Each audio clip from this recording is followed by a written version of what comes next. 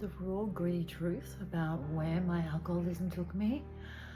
Wow, to hell and back, in short. So, one of the major problems with why I suffered so much and almost died so many times, honestly, I've lost count of the amount of ambulances. It would have been at least 15.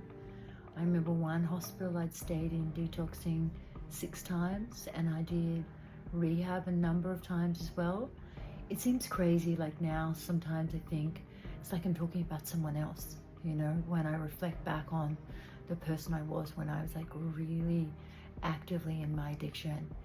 But it took me to hell and back, and one of the real reasons that it took me to such dark places in terms of near death, and I'd be put in an ambulance because I drank so much that someone around me, a family member, anyone who saw me, thought that I might die of alcohol poisoning. And my blood alcohol readings, I was pretty close.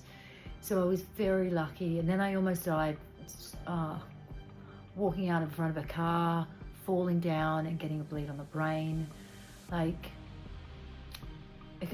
Some of these stories are almost comical, but they're also horrific because my family had to be alongside and helping me through this, and that's been a big leaving amends to move past that shame.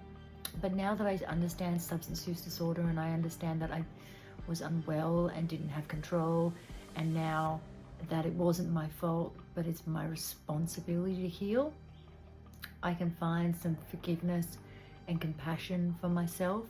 But really it took me to the dark gates of hell because I refused to accept that I couldn't outthink it.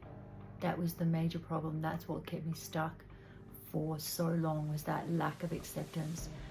So in this channel, I want people who see the signs that I ignored, that I missed, that I was too, lacking in humility to see. I want them to see those signs and make a better choice and potentially suffer less.